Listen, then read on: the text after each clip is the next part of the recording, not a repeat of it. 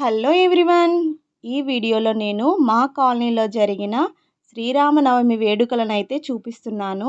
ఎవరైనా మొదటిసారి చూస్తుంటే ఛానల్ని సబ్స్క్రైబ్ చేసుకొని సపోర్ట్ చేయండి.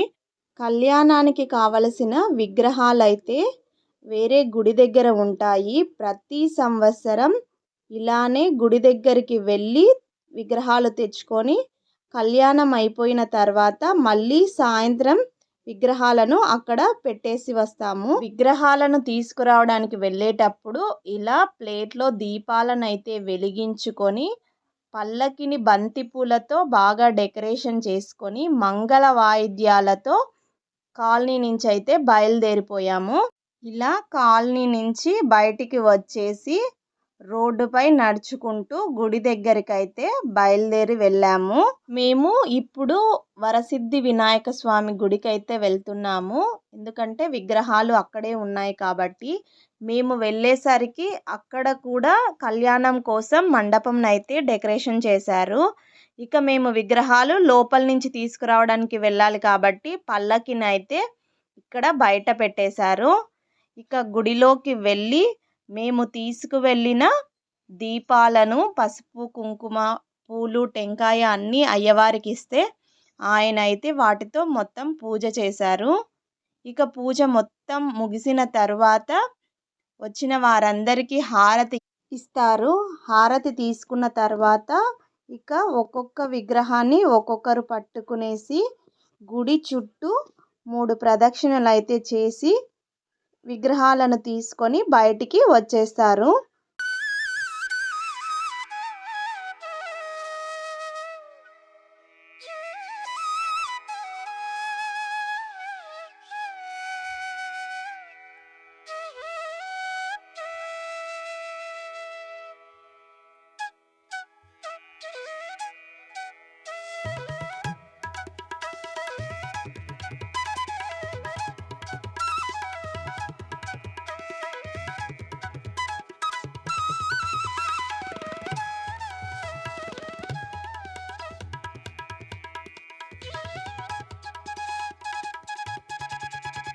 చూడండి, విగ్రహాలను తీసుకొని బయటికి అయితే వస్తున్నారు. ముందుగా వచ్చిన ఆ ముడుపు అయితే అమ్మవారికి పోసిన వడిబియ్యము.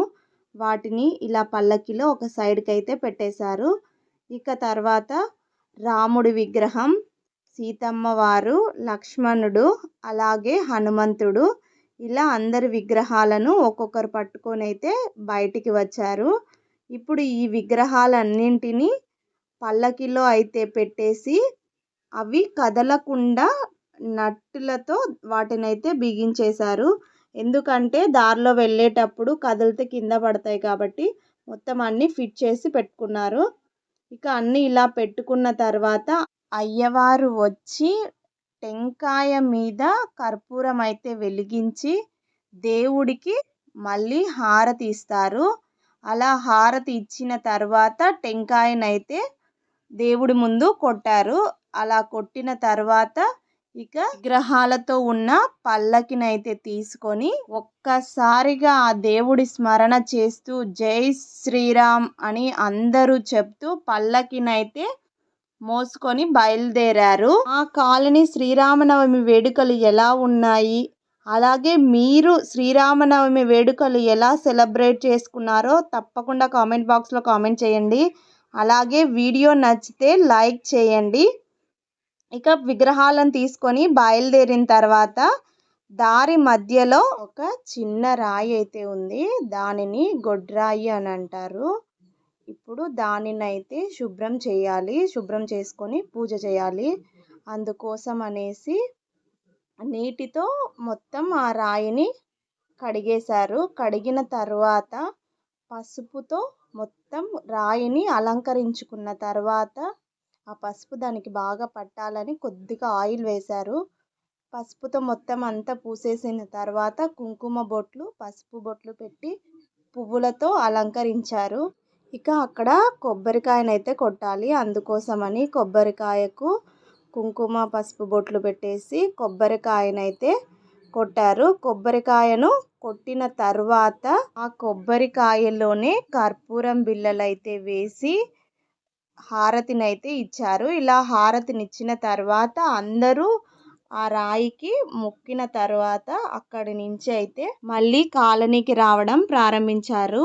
ఇక వస్తూ ఉంటే దారి మధ్యలో ఒకరు నిండు బిందెతో అయితే నీళ్లు తీసుకొని ఆ పల్లకి ముందర నీళ్ళనైతే అలా పోసేసి అమ్మవారికి ఒడి నింపడం కోసం ఒడి బియ్యం అయితే ఇచ్చారు. బియ్యము, కొబ్బరి గిన్నెలు అలాంటివి ఇచ్చారు.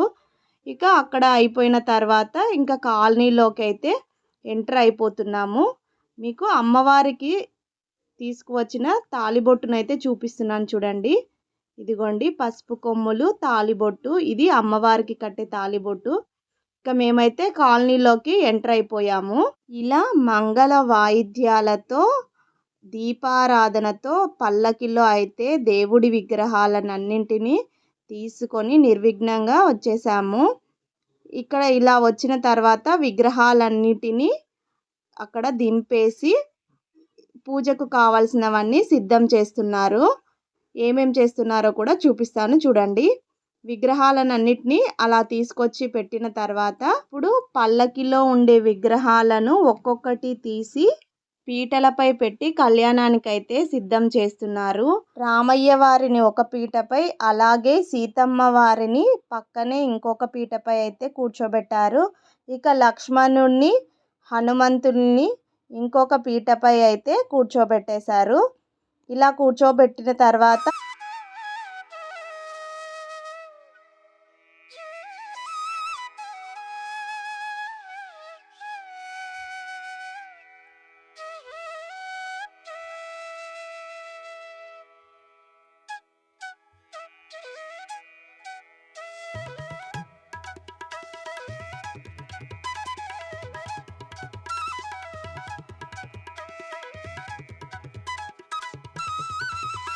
ఇప్పుడు కళ్యాణానికి కావలసిన బియ్యంనైతే సిద్ధం చేసుకుంటున్నారు.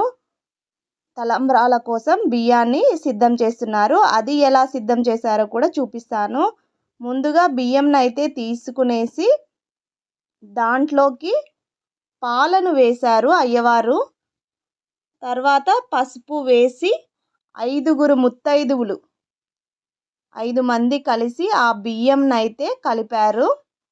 ఇలా మొత్తం బియ్యంని కలిపిన తర్వాత ఆ బియ్యంని తలంబ్రాలుగా అయితే ఉపయోగించారు. ఇలా మొత్తం పూజకు పూలు, పండ్లు, టెంకాయలు, కావలసిన కలశము అన్నీ సిద్ధం చేసి రెడీగా పెట్టారు. అవన్నీ చూపిస్తున్నాను, ఇదిగో చూసేయండి. ఇక ఇవి ఇలా తయారైతూ ఉంటే మధ్యాహ్నం భోజనానికైతే వంటలైతే సిద్ధం చేస్తున్నారు. ఇదిగో కూరగాయలన్నీ కట్ చేస్తూ ఉన్నారు. అన్నం అయితే అప్పటికే అయిపోయింది కలర్ రైస్ కలపడం కోసము. ఇక మిగతా వంటల కోసం ప్రిపేర్ చేస్తూ ఉన్నారు. వీడియో మొత్తం చూసారు కదా. వీడియో నచ్చితే లైక్ చేయండి, అలాగే ఛానల్ని సబ్స్క్రైబ్ చేసుకొని సపోర్ట్ చేయండి. మీకు మీ కుటుంబ సభ్యులందరికీ ఆ శ్రీరాముడి ఆశీస్సులు ఉండాలని మనస్ఫూర్తిగా కోరుకుంటున్నాను. జై శ్రీరామ్.